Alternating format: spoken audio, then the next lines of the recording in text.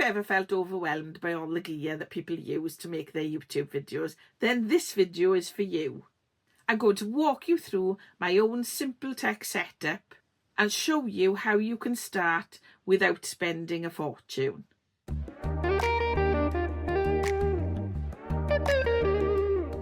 Hi lovely people, and welcome back to Learn with Nia.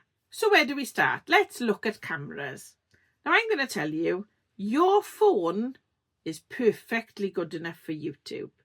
So I'm fortunate, I've got a Google Pixel 9 phone, which has got great cameras, okay?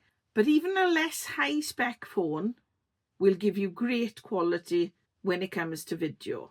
Because the key is lighting, framing and settings, not expensive equipment.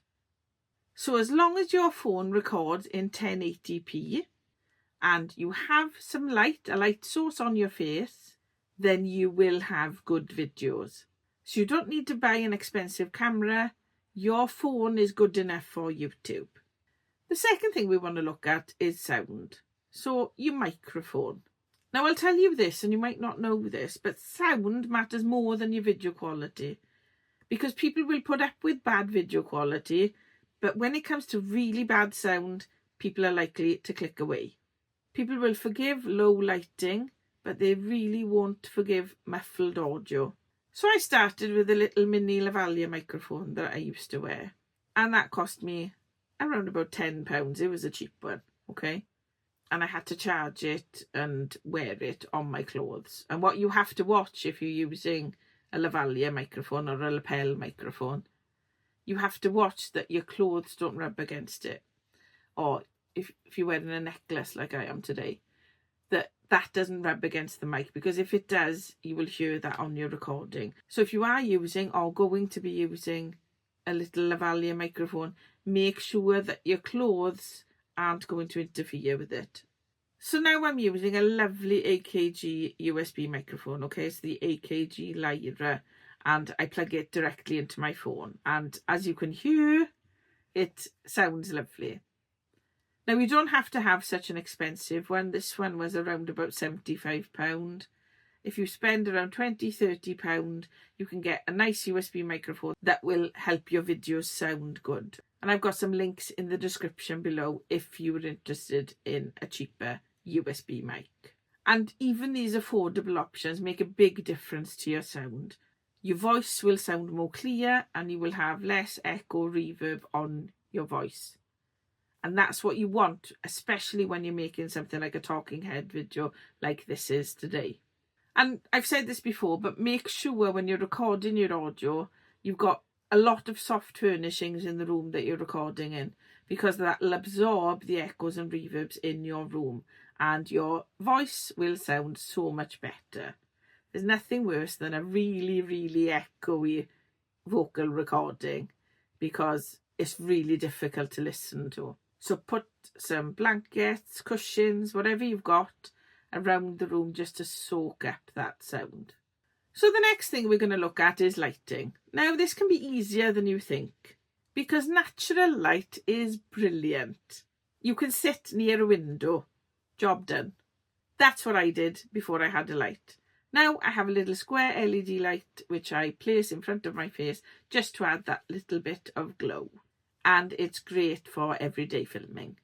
So you don't need fancy panels, just make sure your face is lit and you haven't got too many shadows. Okay, so next step is tripod or stand. The important thing is to just keep your camera steady. Okay, I started off using piles of books and I've even used a potted plant to hold up my phone at one time. But now I've bought a clamp for my desk that will hold my phone. But you can use ones with flexible legs or whatever suits your setup. So the goal is stability, okay? So as long as your camera is stable, it doesn't matter what it's on, as long as it doesn't move. So if a potted plant or pile of books works for you, then go for it, because that's what I did when I first started and it worked pretty well. And so the final thing I'm going to look at is editing. So there are plenty of free tools to get you started, okay? So you don't need to buy or subscribe to anything like Final Cut Pro, or anything expensive like that for editing, okay? There are plenty of free tools out there. So you can use Canva, and you can use that for your thumbnails and your video editing. You can use CapCut, which is brilliant, and I highly recommend CapCut because that's what I use.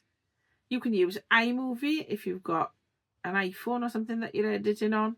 You can use anything you want, okay? And all of these things start off with free plans. The more complex stuff you want, you can subscribe and pay for the more complex features, transitions, effects, whatever else you want, okay? You can pay for those as upgrades later.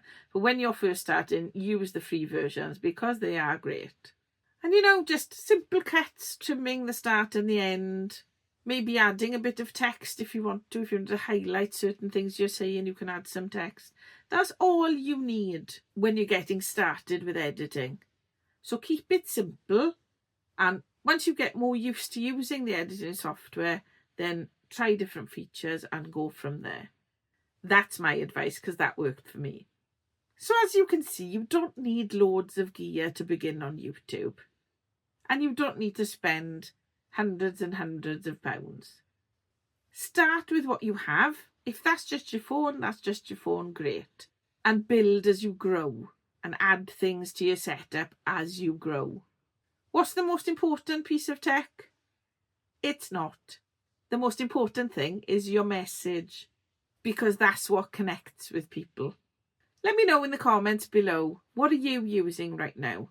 Or what's holding you back from filming? And if this video helped you, remember to like, subscribe and hit the bell for notifications so you don't miss a video, especially if you're over 40 and just starting out on YouTube. I am here to help you, and I'll see you in the next one.